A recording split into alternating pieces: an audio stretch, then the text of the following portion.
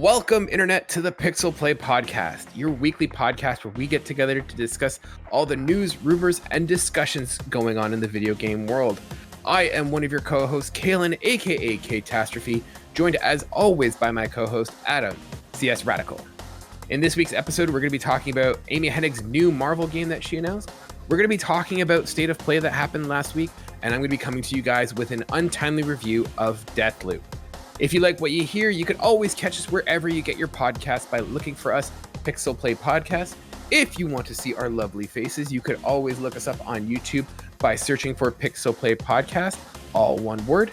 If you want to be part of the show, be part of the discussion, you can always email us at pixelplaypodcast@gmail.com or by getting with us on socials at pixelplaycast, either on Instagram or Twitter.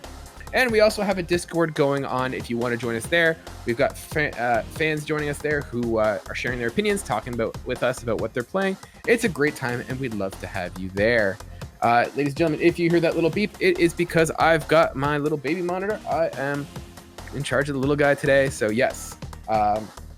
Doing the dad thing tonight, guys. So if you hear that little beep, that's just my little guy refusing to go to bed. Responsibilities, how dare you? You know what? I'm still just amazed that, someone else in this world was like, you know what this world needs is another one of him. And was like, yeah, let's make another one. I'm just more concerned with the idea that, like, we're doing this gaming show here, and yet you're doing something other than gaming. Like, clearly you're doing this thing wrong, man. Like, well, I mean, I'm playing the long game here. Like, I am currently raising player 2. Like, this is what's going to happen. Like, my co-op buddy. Have you not seen, like, amazing speedruns at GDQ where a guy like literally does 2 games all at the same time? Like, come on, man, just get better at gaming, bro. Come on, be good, get good. Let's go.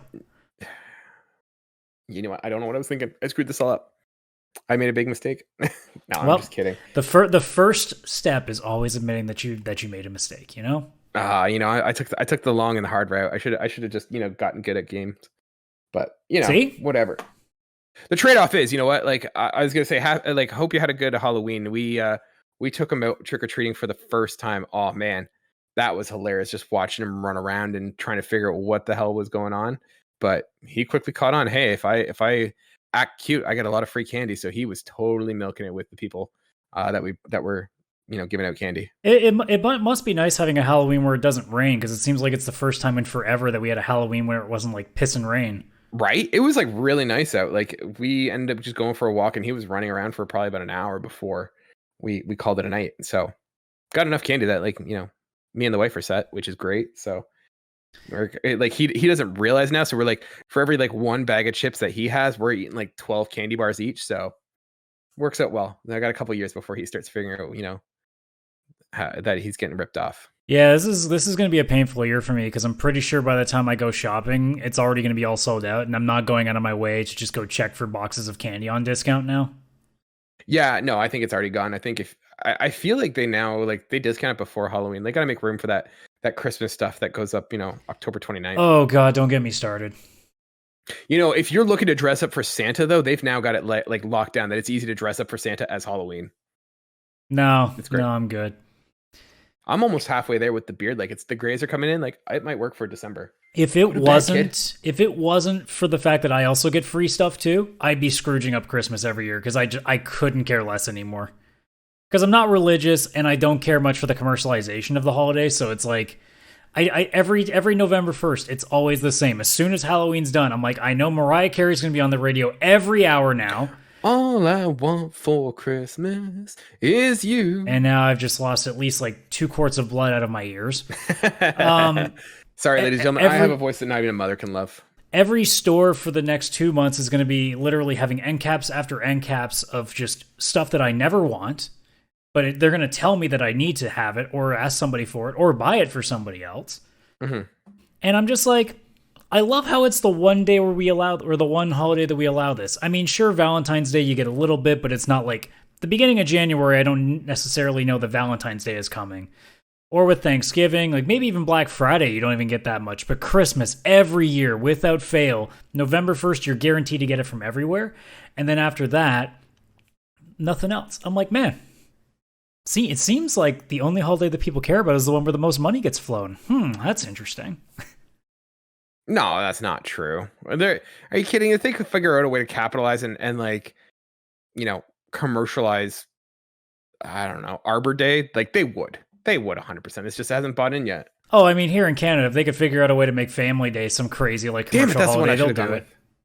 That's the one I should have gone with. I made a real hot take though. I said, look, if we're going to allow companies to literally spam us with Christmas stuff and shove it down our throats for 2 months, now that we have a holiday here in Canada for First Nations people, I want to see for 2 months us advertising that. But that will never happen because there's no money to be made. Yeah, I mean, I don't know. I saw a lot of people trying to like sell those orange shirts. Like, Walmart selling those shirts, and like, I don't know. I hope something's going to those, to like the groups that like are actually supporting those people. But like, let's be honest. Yeah, but it's not as easy as trying to get people to stand in line at a Best Buy, for that PlayStation that their kid really wants for Christmas. Yeah, that's true. I can never imagine doing that. Like, I remember way back when, I remember seeing like a massive lineup at a Walmart because I was just going to get like groceries and stuff.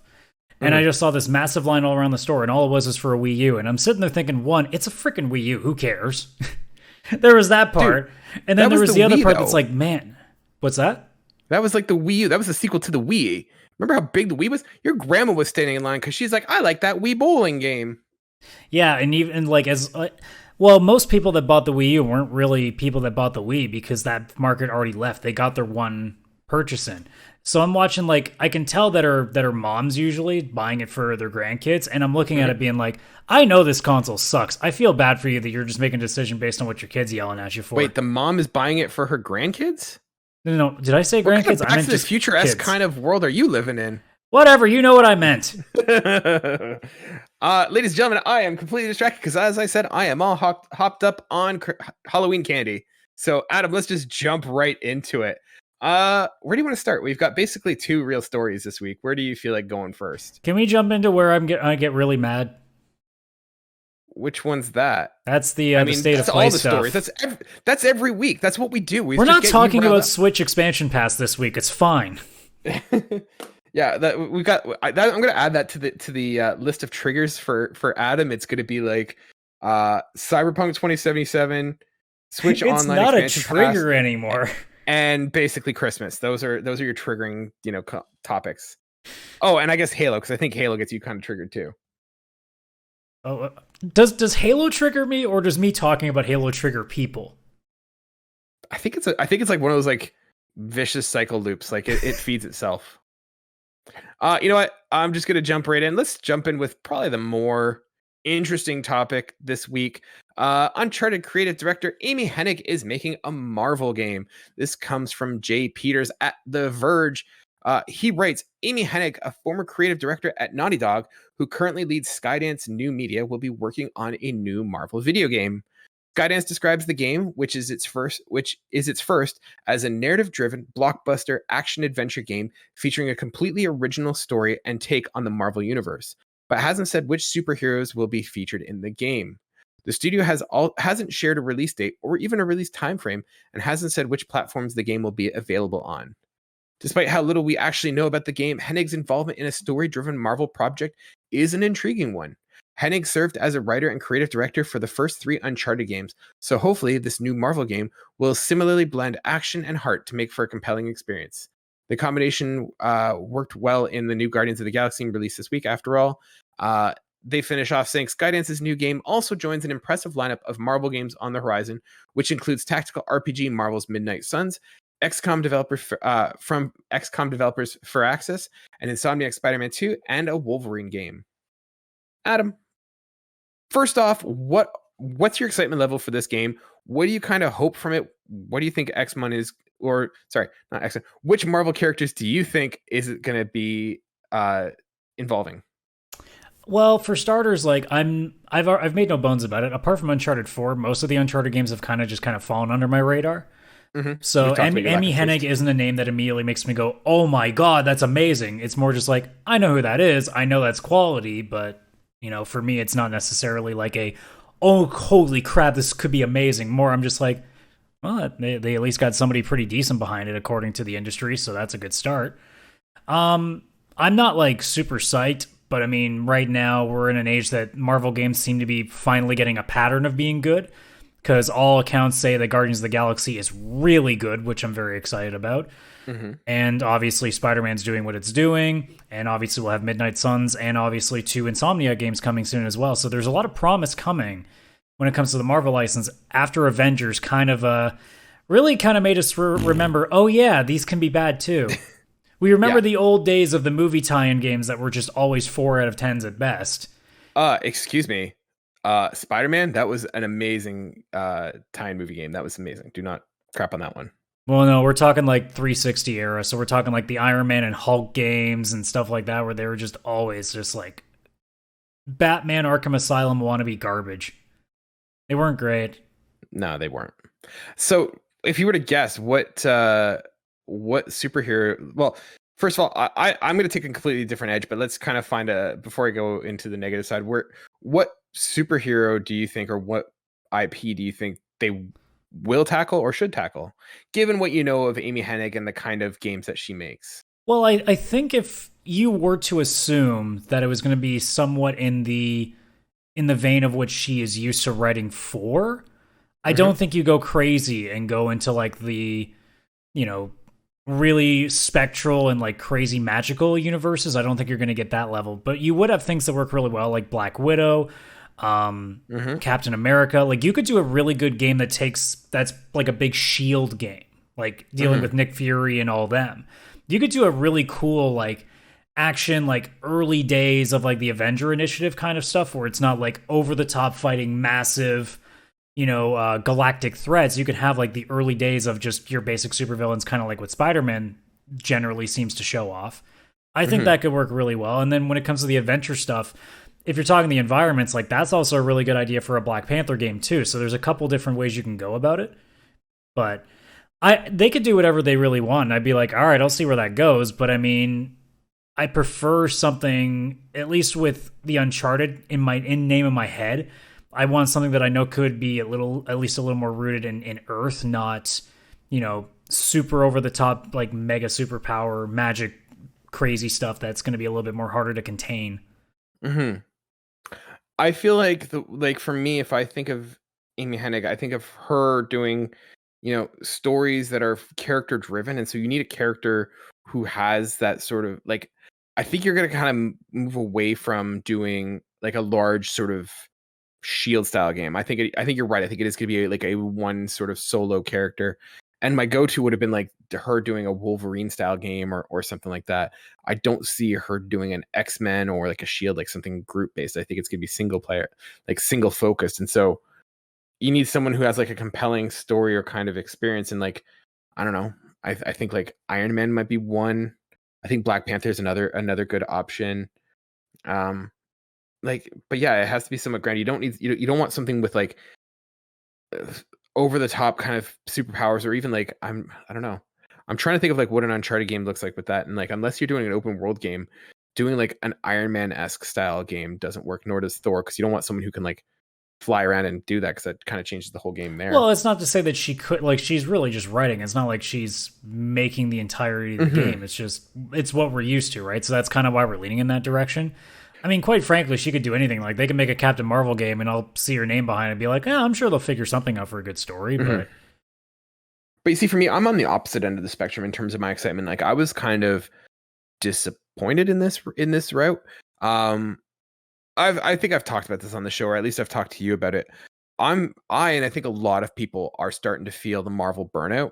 And I think that's starting to show as well in the movies. Like, you look at some stuff like The Immortals didn't do super well. Sorry? Eternals. What did I say? Immortals. Whatever. Whatever.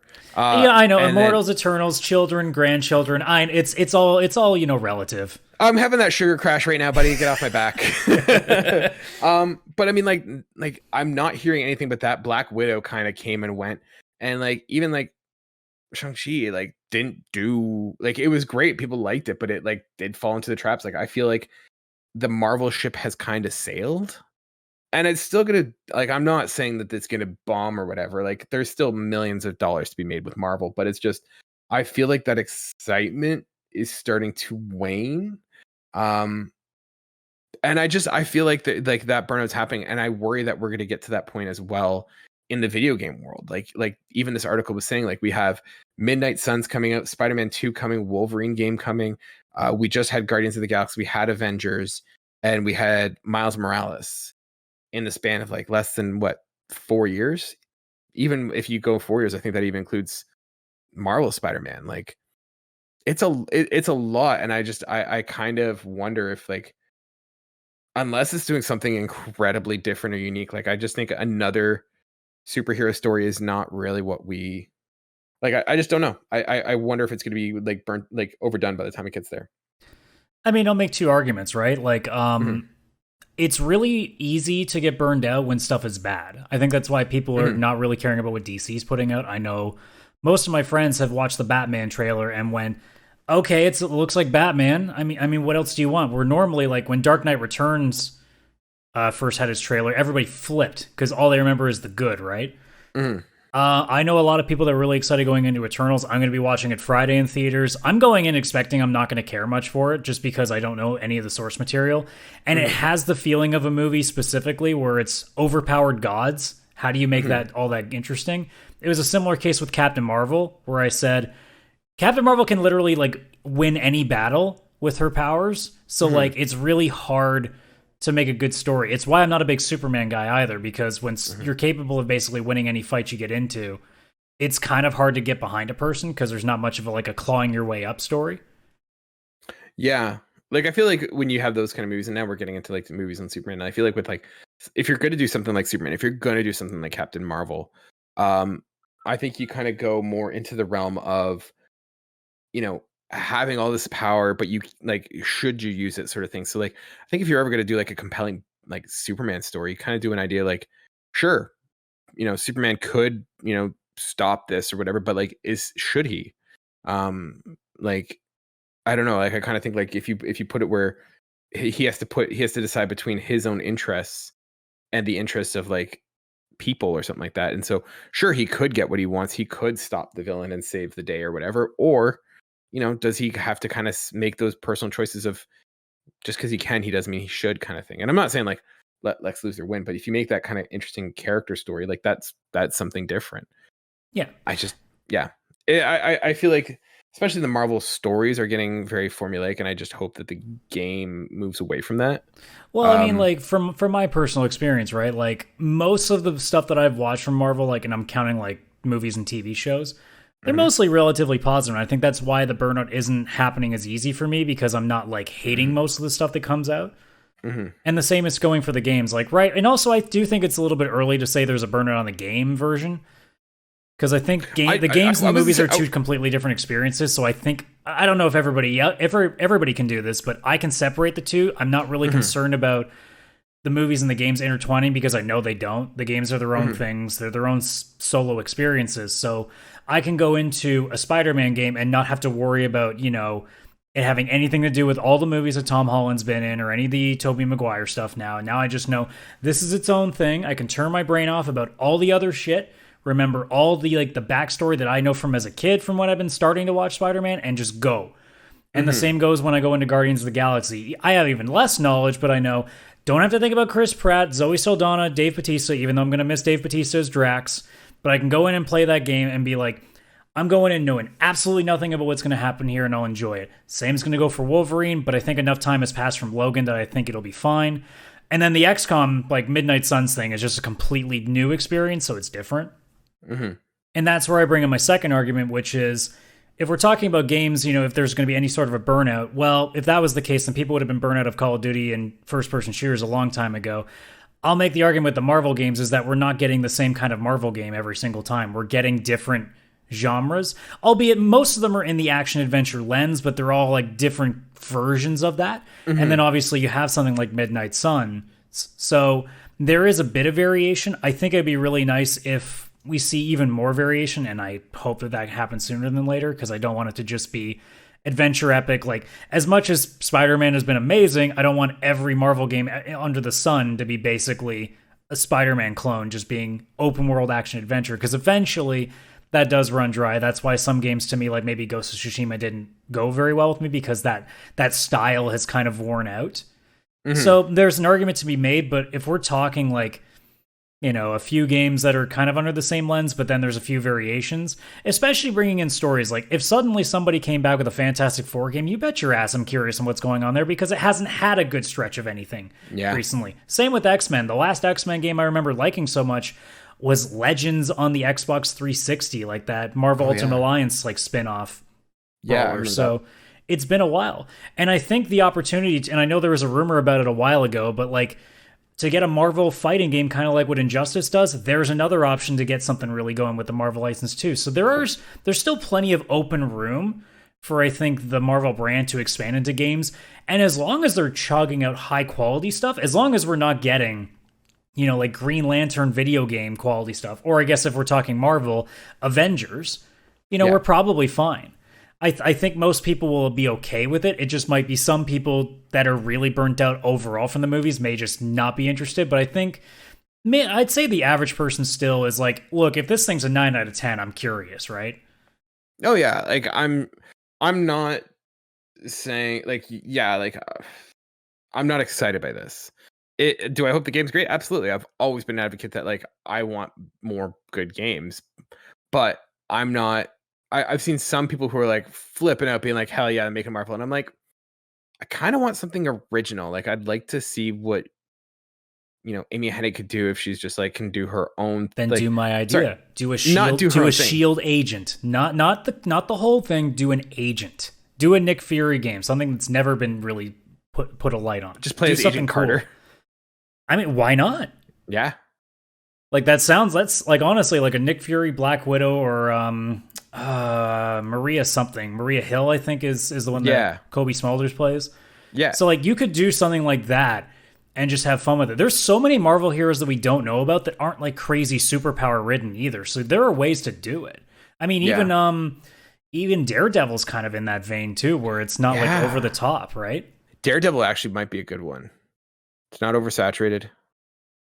It also would be nice to see another like brawler, kind of what Avengers was supposed to be, but person, one player. Because that's what people wanted Avengers to be, and Lord knows they probably could have made a good game with that, but nope, we had to go the live service route. Yeah. I think what Amy Hennig being involved offers is that it offers us maybe to have like a much different way of storytelling with these games, because we're used to like it basically being a Marvel movie and a video game, right? I think with Amy Hennig, there's a chance that it could be something that takes a little more of a realistic approach, and I think that's interesting too. I'd like to see sort of like a character-driven. I don't know, like I'd like to see a character-driven one, and like the Daredevil kind of appeals to me, but I don't know. Amy Hennig, like I think about it, like she's amazing. I love Amy Hennig, but when you think of like the Uncharted games, like those actually do feel like popcorn flicks, and I wonder how different that'll be. I don't know. I just wish you made 1313. I'd really have to go through like a list of like Marvel heroes and try to like really dig into stuff that could really like people would actually like really dig into and think like I could really make a story with this, but they're not like super power ridden over the top characters that we're used to. Dude, you sold me on Daredevil, like, and the artistic direction that game would take would be awesome. Because I mean, there's so many different ways you can do it too. Like again, like Punisher is also an option as well.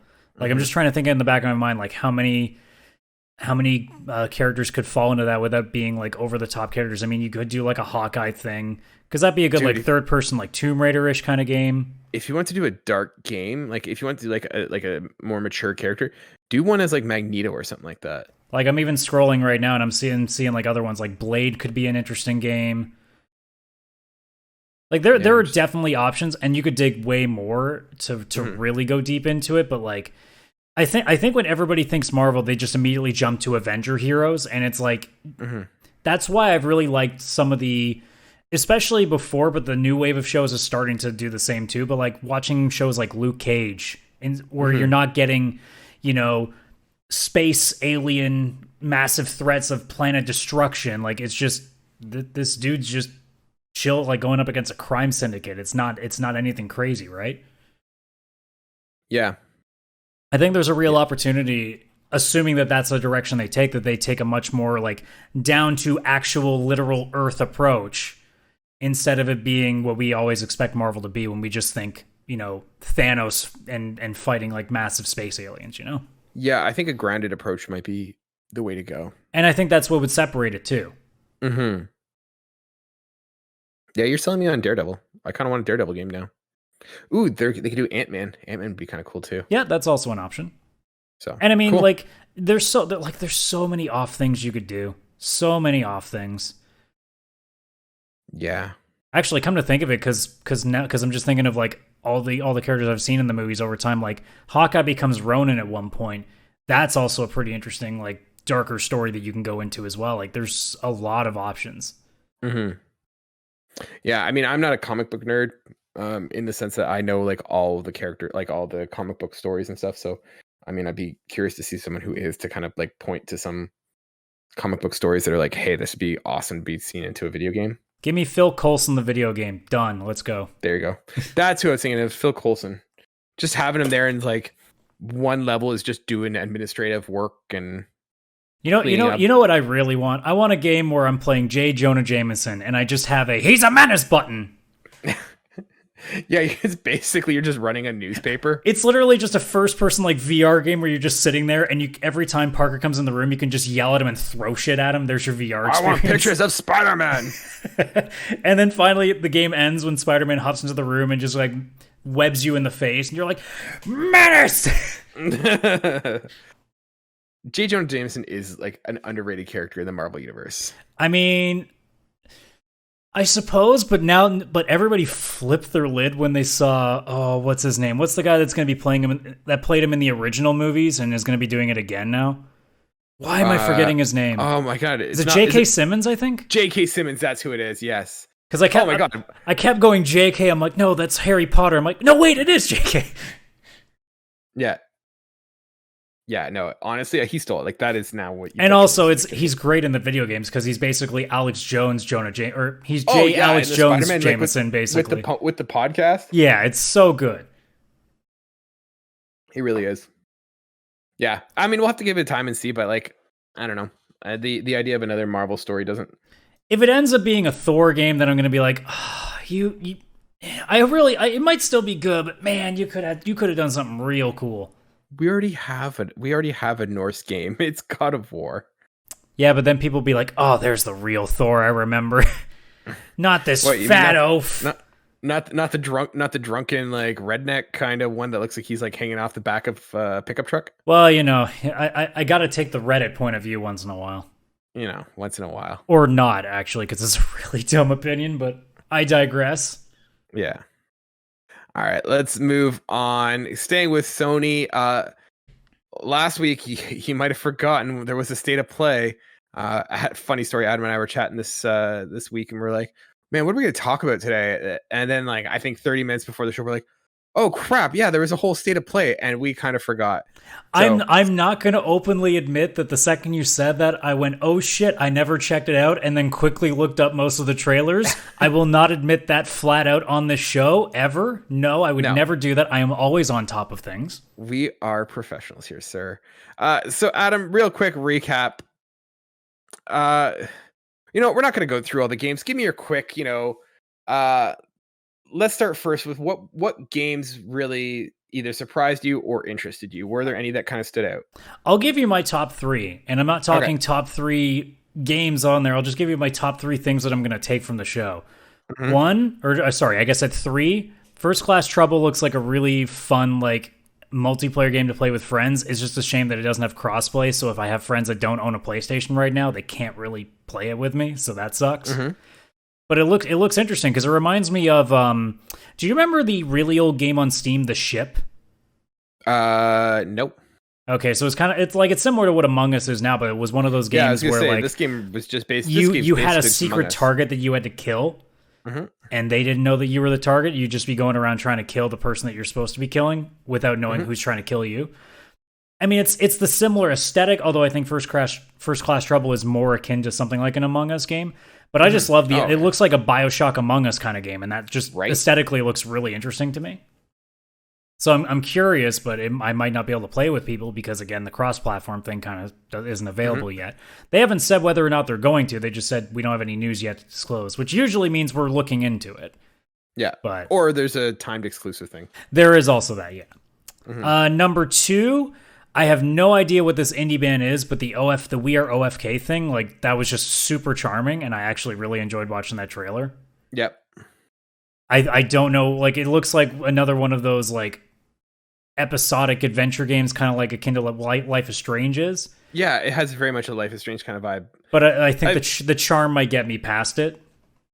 See, I was kind of like, I thought the trailer, like the way that they approached it was super cool, but like, I don't know. I don't know who OFK is because I guess I'm an old man. Well, I don't even think it's a real. I think it's just like that was their way of introducing. I thought that was a real band. Well, I think it is, but I think this is how they're introducing it.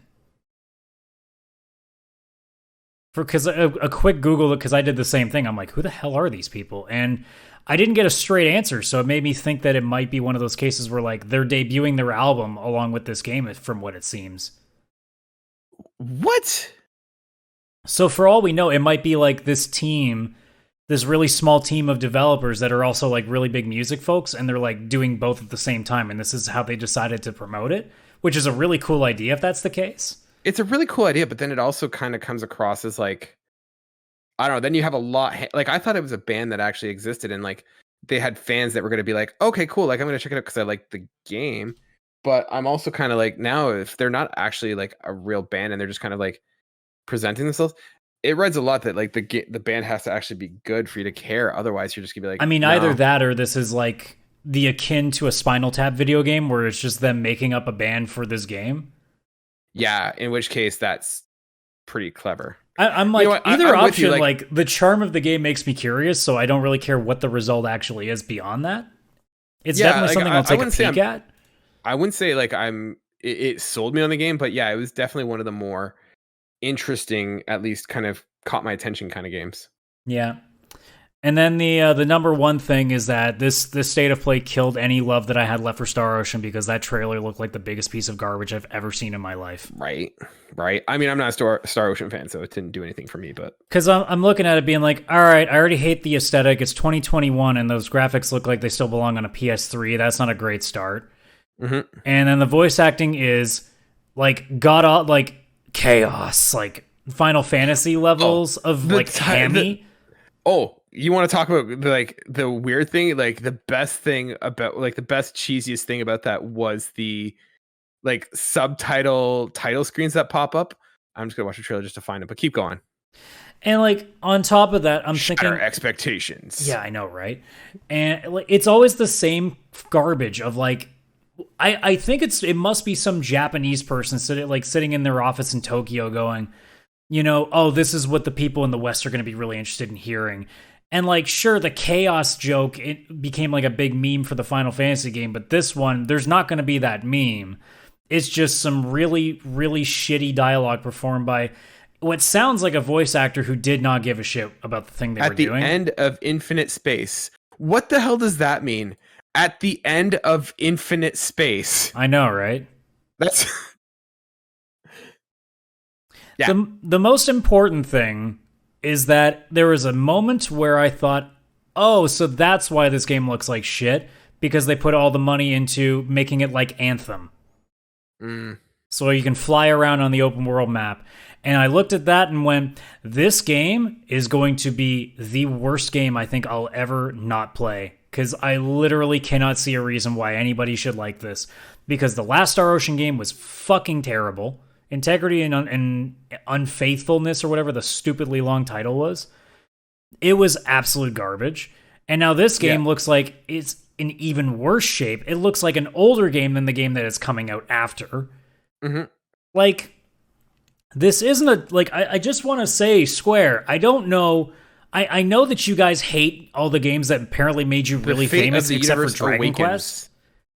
Like, I know you guys hate Final Fantasy now because apparently you don't like making Final Fantasy games anymore. You're just trying to make any other game and put the Final Fantasy fucking label on it. But Star Ocean is not a hard game to make. It's a game where you play a spaceman who goes through different planets of the universe that have different time periods. You go to a planet that's in the medieval era. You go to a planet that's still in its prehistoric era. You go to a planet that's fucking more advanced than you. That's the game. And then you just add some rant, like some easy to make fucking bullshit JRPG system into it, and you're done. It's the wonder. Now you're trying to turn this into what looks like an open world game, and I gotta tell you guys, most sci-fi open world games kind of fucking suck.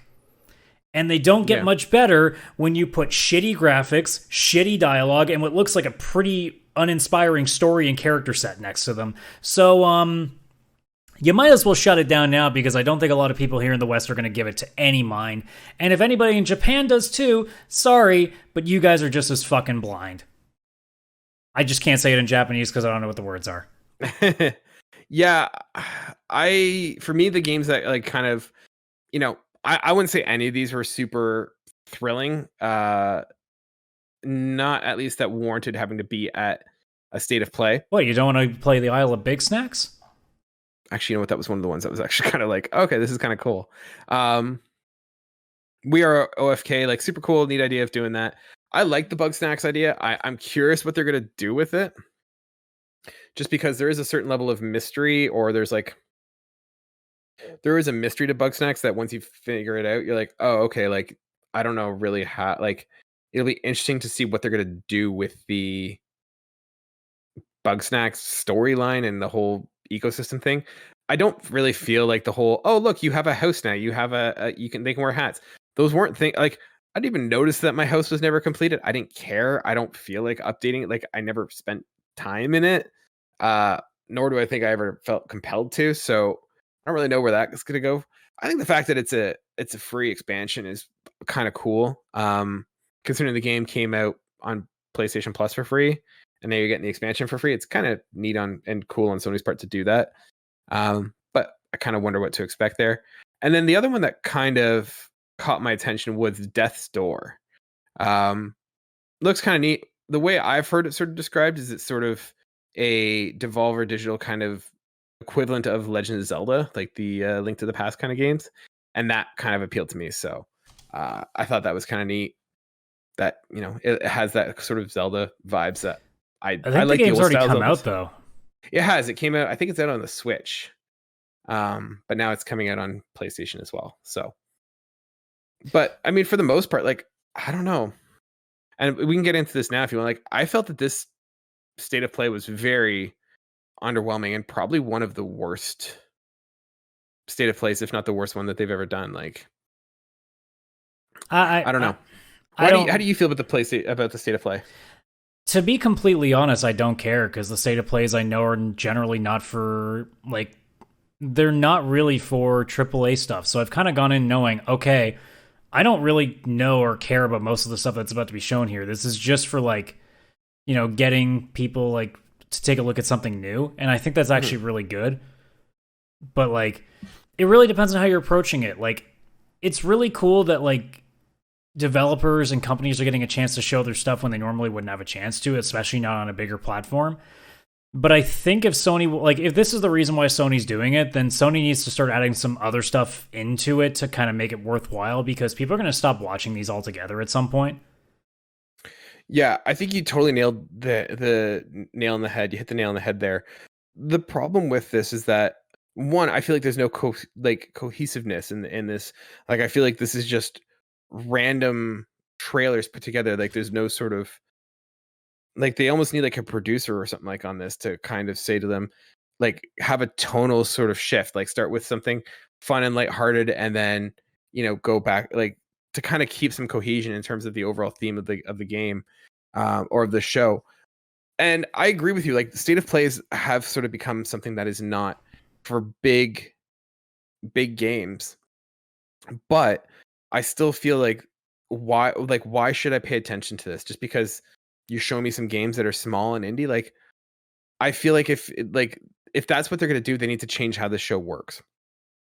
And I feel like it needs to be, here are 3 games, here are 4 games, and we're going to spend 4 or 5 minutes going into a deep dive as to why you should care.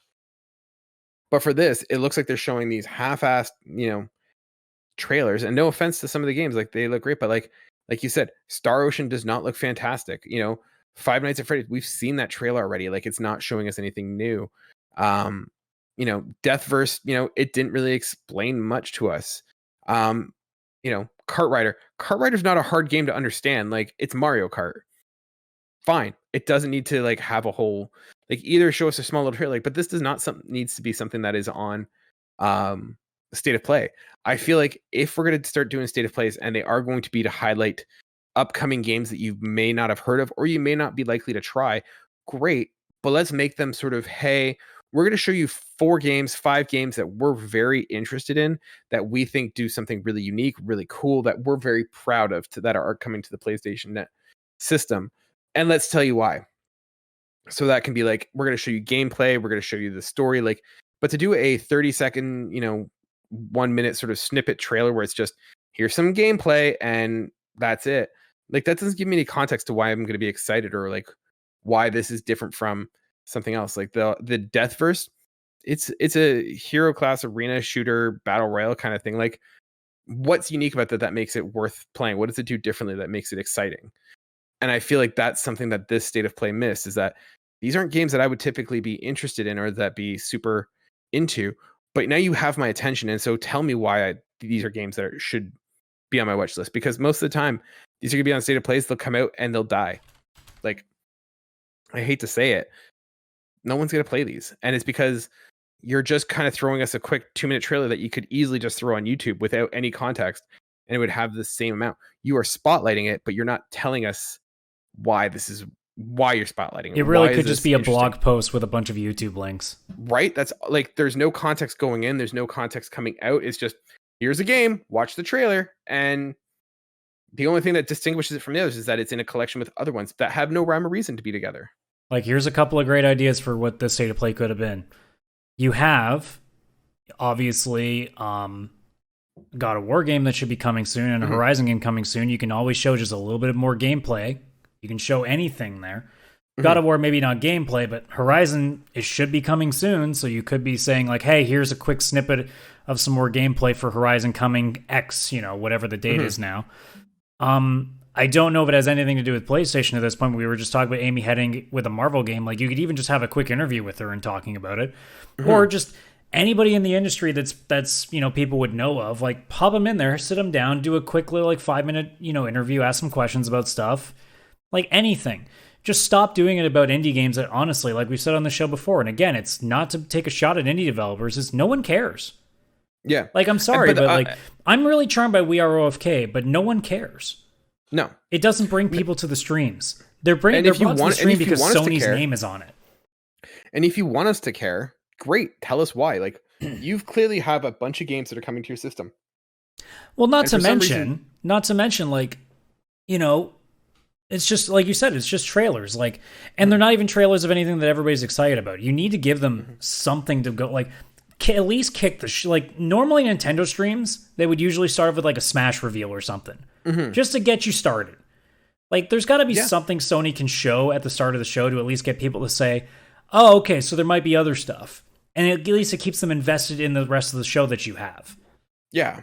No, I think that's definitely one way. Like, if you want to just make it like, hey, we are just going to show trailers, great. Like, yeah, then you need to put something in there that draws people. But like, here's a bunch of small games that you never heard of that nobody, cares about. Okay. Like I said, I think you need to give a reason that we care. Why am I coming to watch this? Is it just because you have some trailers that you have contractual obligations to advertise? That's going to die on the vine very quickly. And I think that the next State of Play is going to have a lot less hype for it. I mean, I think they already are at the point that no one cares. Like, yeah. The only thing they want to hear now is the PlayStation experience. That's all they want to hear. Like, until that's all that matters. If they see State of Play now, I'm pretty sure more than half of gamers right now know, okay, don't bother watching it. Just wait until IGN posts all the trailers. Yeah, exactly. And I feel like that's kind of sad. I mean, this is an opportunity. Like, Sony, you had /have, I don't know where it stands, but like, you have your fan base's attention, and this is what you want to show them. Like, I mean, it's pretty straightforward. If you want people to care again, the next State of Play, without saying a word, God of War gameplay. Do it. Because then it makes people go, oh shit, really big stuff can pop up on these. Yeah. I kind of feel like State of Plays need to sort of become like a quarterly thing. and it's like, hey, here's a half hour, 45 minutes. Like, we're going to talk about some of the big news that's going on in PlayStation, stuff that you might have heard about already, stuff that you might not have. We're going to do a little bit of a deep dive, like make it sort of a smaller PlayStation experience. Like, hey, the Isle of Bugsnax is coming out. It's gonna be a free thing. Here's a quick thing from the developers on like why this matters and like why it's interesting. Like, hey, we've got I'm just trying to think of one here. Like, we've got the First Class Trouble, developers here. Why do you care about this game when Among Us already exists? Like, what does this game do differently? But to just show us an Among Us trailer, because that's really what this game was. Two people playing Among Us with like kind of crappy dialogue. Yeah, it was pretty forced. It felt Right? like two people in a business office talking to each other like it's a real scenario. Yeah, like it's almost as cringy as when you see like the Division play and they're like, Oscar Mike, we're on your 6. It's like no one plays video games like that. Like It really does make you feel like every time you see trailers like that, it's not actual gamers playing it. It's not even people in the studio. It's these hired voice actors that they bring in. I'm inclined to agree with you, and I think this is the thing. Like, Sony needs to like put some time and some money and some effort into this show, where you need to have someone who is helping these games put their best foot forward, because you're even if you're not making these trailers, Sony, you're putting your name on them. I can't believe that in this day and age that not every gameplay trailer now has like big name streamers, or like even notably like you can literally go on Twitch and find like a bunch of 100, 500 like follower Twitch streamers, and they will fucking love to play that game and get their faces out there. Honestly, if I'm at the head of Sony when it comes to doing trailers like this and having any sort of a gameplay thing, or even a developer at a company who's trying to show off their indie game or their small like AA level game, I'm going to a bunch of Twitch streamers and looking at their counts being, if you're over 1,000, I don't want you. I want under that, because these people are desperate for any sort of attention and they will give it their all playing that game. They'll want to make it entertaining. Nothing. So I kind of feel like Sony needs to really tighten up the show and figure out what it is. Like, is it a get hype moment? Is it a deep dive to tell us, like, to advertise to us? And it is an advertisement, but like, is it there for them to kind of put games on our radar that we might not look at? Or is it really just a contractual obligation? And if it's the latter, people are starting to wise up to that, and it's not going to last. It should just be a blog post, honestly. 100%. Well, yeah. Oh, and everyone was super excited for Little Devil Inside. I feel like we should kind of talk about that. What did you think of Little Devil Inside? I honestly don't care. It's not my thing. Yeah, I mean, it looks kind of neat. Like, I like this, like the aesthetic of it and stuff. But like, I don't know. It's one of those ones I have to wait and see. Once again, it didn't really explain what this is, and it didn't really kind of sell me on it. But it looks cool. Well, those are games that are coming down the pipe. Adam, let's shift gears and let's talk about a game that has already come out. So, as you know, ladies and gentlemen, we review games on our own dime and on our own time. So we bring you guys untimely reviews. In this edition, I just finished Deathloop, and so Adam, I figure we can kind of talk about it. I'll give you guys a rundown. If you have any questions, let me know. But first of all, let me just come right out and say it. Deathloop is fantastic. If you don't know, you are playing as Cole. You wake up on a beach in sort of this weird island that has like a 1960s vibe. And basically you are trapped in Groundhog's Day. You are in one day on this island that keeps repeating. And so your goal of the game is to sort of figure out why you're there. And you come to learn that in order to sort of end this loop of constantly dying and waking up on the beach, you need to kill 8 targets. Now, it's sort of like a roguelike, and I was talking about this on another podcast. Like, story-wise, you're going through, you're killing these visionaries, and it's got this cool little neat 1960s aesthetic. The characters are really cool. They're really fleshed out. Like, each one is kind of different. The problem with this is like being like a sort of a target assassination game. You don't get a lot of time close up and personal with the antagonist. It's really you and another character by the name of Juliana, who's kind of constantly talking with you as you're playing the game. Gameplay wise, I kind of have described it to some people. It is a mixture of Hitman meets Dishonored. So Hitman gameplay with Dishonored sort of character mechanics. So you have 8 targets. You have to sort of pull levers and mechanisms to kind of put targets in certain places at certain times in order to assassinate them. So your goal is you have to kill all 8 targets across 4 different areas of the map at 4 different times, all in 24 hours. So naturally, they're not all going to work out. So you have to kind of move them around and position them so that they all line up to make that to make that lineup to kill them. And so from a gameplay perspective, there's, like I said, 4 sections of the island, 4 times of day. So there is sort of like the dock shipping yard area. There is a cliffside sort of mansion, a sort of midtown kind of downtown core, and a scientific research facility. And you can kind of go in at different times. So there's morning, afternoon, evening, and nighttime. And so the interesting mechanic that they do with this game is that you can go at different times of the day. So if I go to the midtown sort of town center at the afternoon, I will notice that a building has burnt down. Okay, interesting. If I had gone in the morning, that building might not be burnt down, and I can go and see what's going on, and I can either get the information I need and let the place burn down, or I can kind of try and prevent it. So what you do in the game, if you go at certain places at certain times, you'll have different experiences. And so what really captivated me with this game was the idea that like each run kind of was unique, and I'm kind of peeling away layers of an onion. So it's sort of like a puzzle or a mystery. And each run, I'm kind of learning different things. And this is what I think really captivated me about this game. Playing things like Rogue Legacy or Hades, or even like looking at games like Returnal, one of the things I find with that game is that once you've seen or done a run or two, you know what the gameplay is. And I love Hades. You can see my Untimely reviews on this channel. I liked Hades, but the thing I felt with Hades compared to Deathloop is that once I've done a couple runs, I know the game, and it's now just a challenge of getting to the end.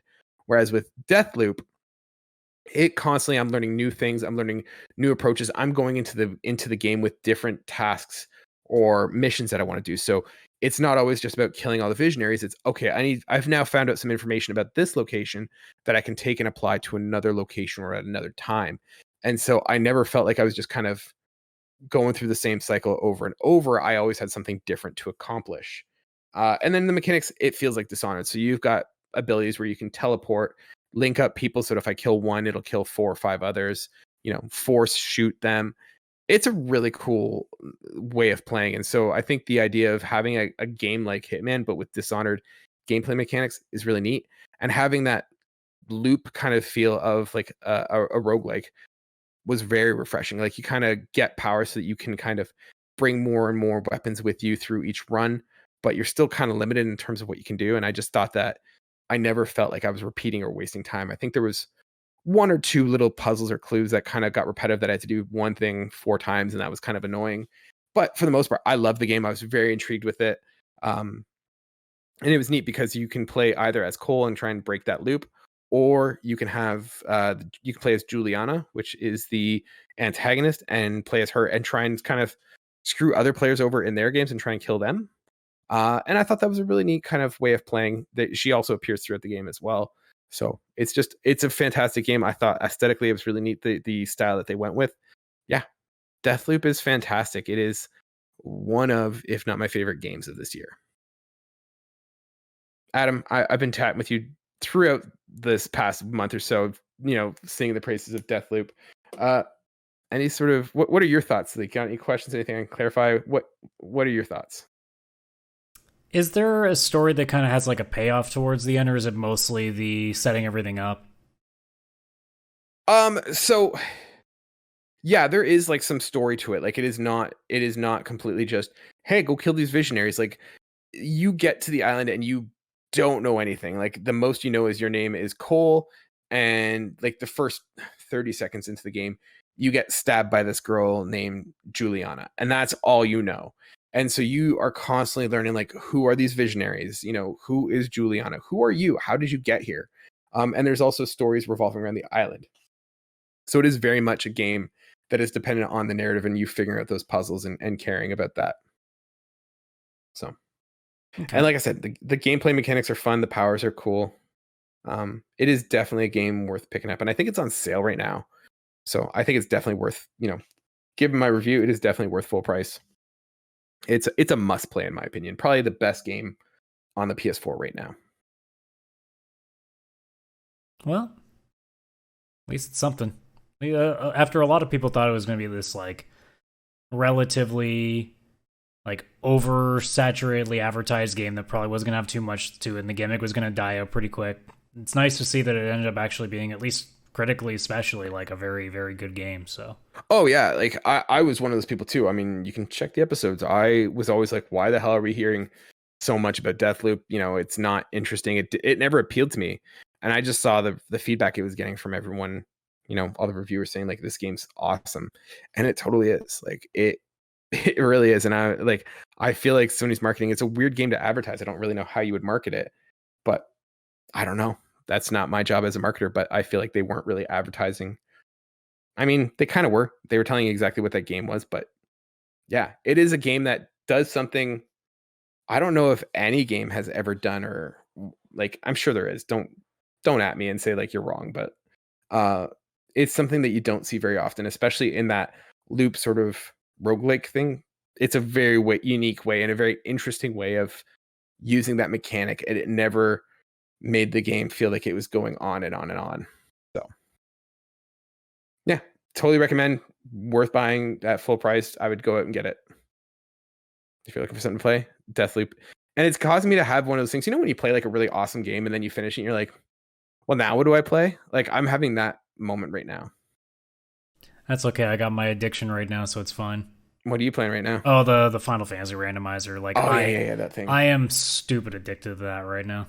I saw that you posted a video on the channel with your speedrun results. How did you do in that? Like, for those who don't watch the full video, like, how did that go? So I've taken I've taken part in 2 ranked matches, like actually going up against real people in categories. The first match I ever got, I got put up against basically one of the best runners in the entire community, and he smoked the crap out of me by 25 minutes. Mm-hmm. But then I played recently, and that one's also up on my YouTube channel, CSRadical on YouTube, and I only lost by about 2 minutes. So that's awesome. So it's at the point where it's like, okay, like I'm getting pretty decent at it now. So now it's a matter of, okay, am I going to stick with this enough that I can actually like become a threat to people, or is it just going to be doing this for fun? And I've said on the streams, because I stream as well. Basically, anytime I do a stretch of runs, I'll stream it now. Mm-hmm. And I've said every single time, I could care less if I never win. It's more the fun of just doing the randomizers that I'm having right now, and the community is so much fun to be around that I just, it doesn't bother me that much if I lose. But eventually, I keep getting closer and closer. Maybe I might get to that point where it's like, just give me one. Awesome, cool. Anything else you want to talk about before we wrap it up for today? No, but since you triggered me earlier, I guess I can complain that Cyberpunk got delayed again, to which of course it did. You just gotta play it, buddy. No. Don't no, worry. I'm waiting for that PS5 version. I don't give a crap. Yeah. I'd like to talk about it one day and see like how much do we think it's going to improve once it gets to the next gen. Well, I guess we'll find out never at this save that point. for another day, ladies and gentlemen. That has been our episode. I'm only going to cut you off there just because I know this will last us for another 30 minutes if we start talking about Cyberpunk. What? No, we would never go on a tangent like that. Not about something that makes us angry. You could go 30 minutes and I could mute my mic and walk away and you wouldn't even notice. So, ladies and gentlemen, we'll wrap it up there. Save you guys some time. Thank you so much for joining us. If this is one of your first time listening to us, we hope it was good for you. It was certainly good for us. If you're one of our regulars, thank you so much for sticking with us. We really appreciate it. We're doing this for you. If you want to see our lovely faces, you could always watch our videos on...